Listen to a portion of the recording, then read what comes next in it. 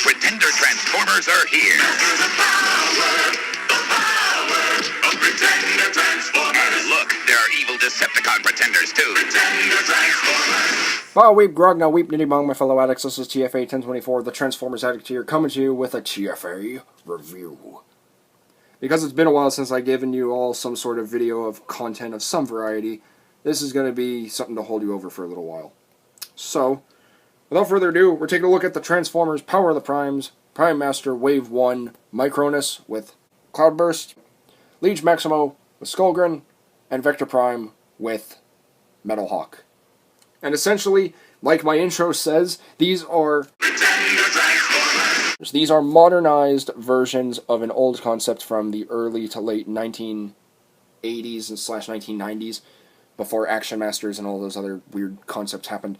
And I really love this whole idea of Hasbro making the Pretenders in a modernized form, because we've gotten Headmasters, we've gotten Combiners, we've gotten Titans, we need Target Masters, and we need Pretenders. I mean, we don't need them, but for G1 fans, you know, who don't want to buy G1 figures, there you go.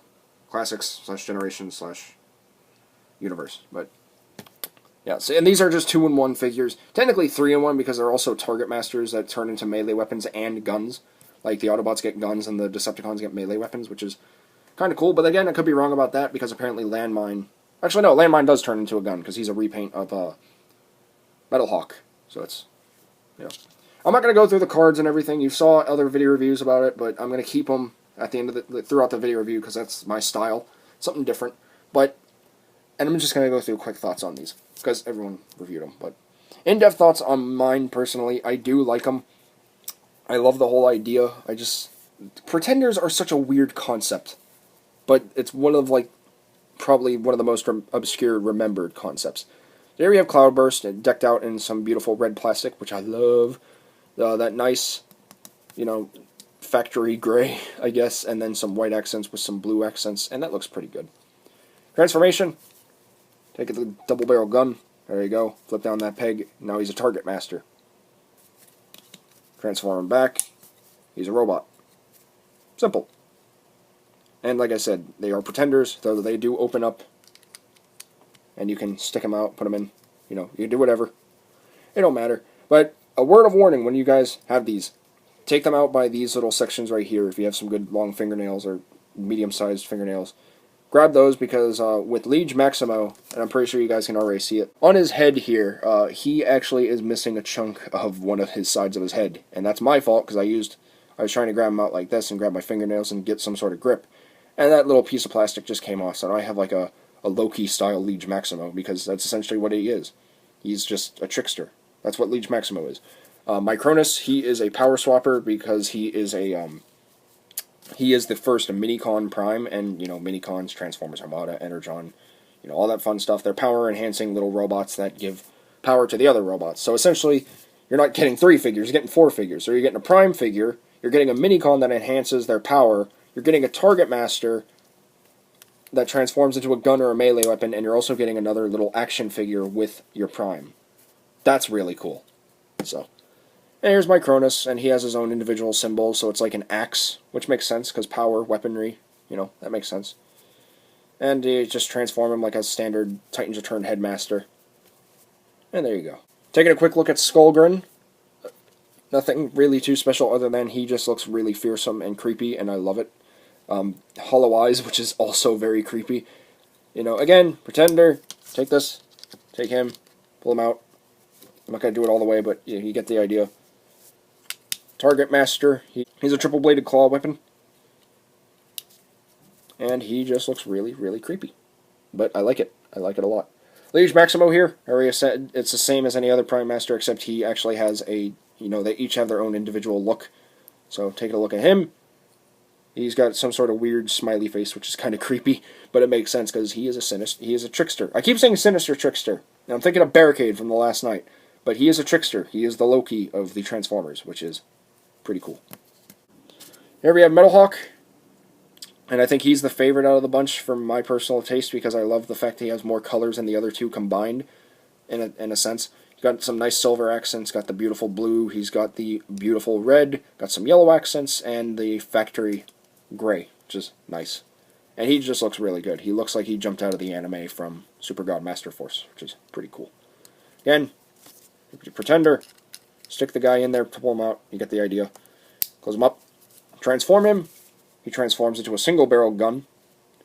And each of the Pretenders can also take off those hinged weapons and utilize them for these little guys, which is pretty... Or no, for those guys, not these guys. They don't got no hands. These guys have hands, but they can use them for the Pretender armors, which is pretty awesome. So, Vector Prime, standard blue, beautiful silver face. He has a pin belly button right there instead of a screw. Beautiful molding detailing through all of them. And he is the one that looks the most realistic as a core, because the other guys look like squares, and these guys, that's an actual circle.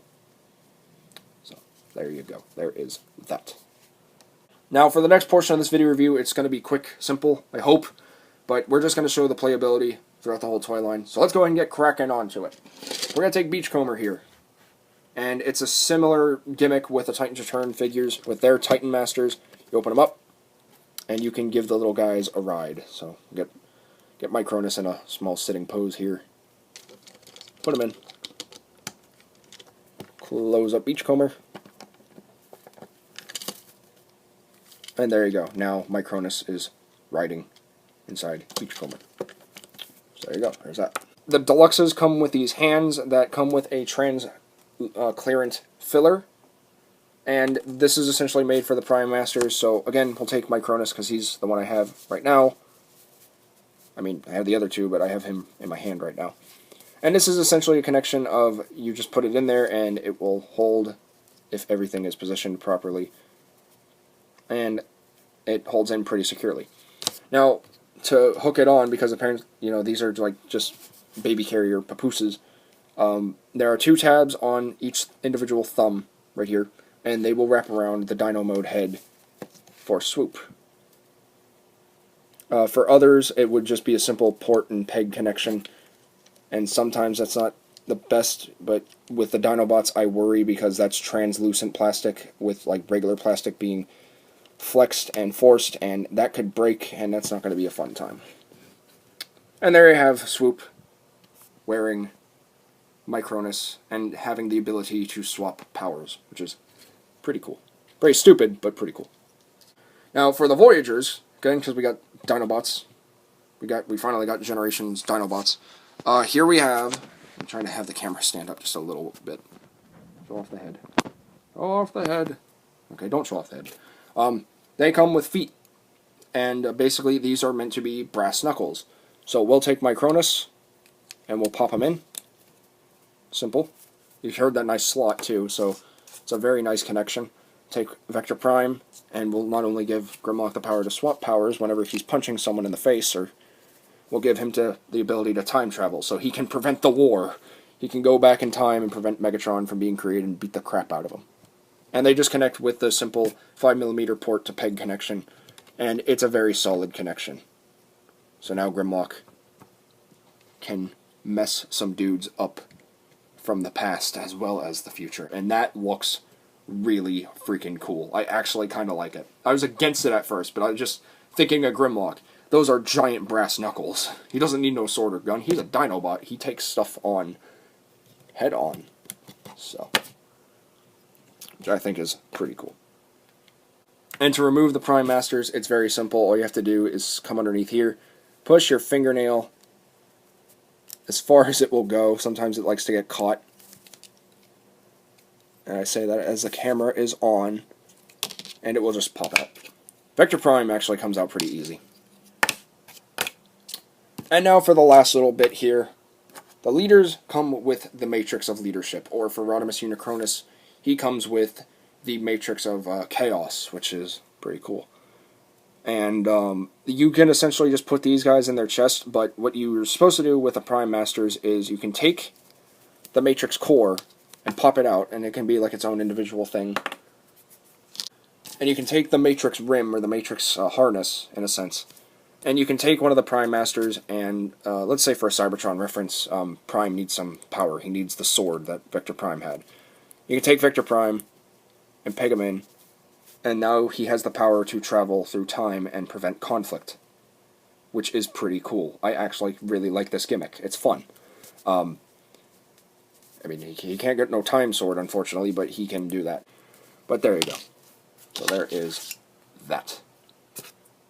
So my overall thoughts on these little guys, as well as just the entirety of the gimmick and the separate characters. I think my favorite is Metalhawk. I really do like the nice combination blend of the red, yellow accents and the nice blue with silver accents, as well as that factory dark gray plastic. Cloudburst is a close second. I really like him, mainly because he's red, but he actually looks really good.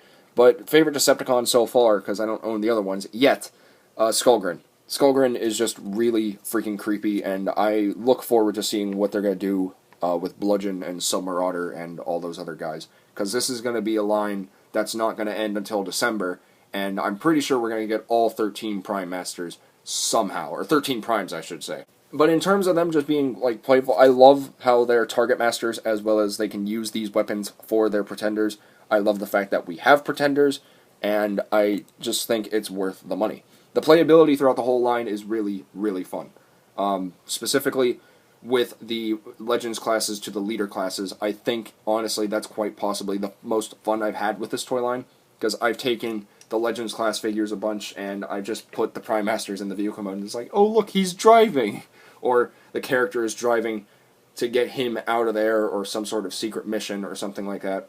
The deluxe armor, I'm not fond of this, and frankly, I don't like it, but I can imagine stop-motion creators and Transformers animators like having a dissolve effect on the chest of the character with the power of the Prime character, and like shows that it's one of the Primes, and it just dissolves away. So it's like showing the internal of the chest area. The Voyager Prime armor stuff is actually really fun, because you can just imagine the possibilities with what powers the character you have can do.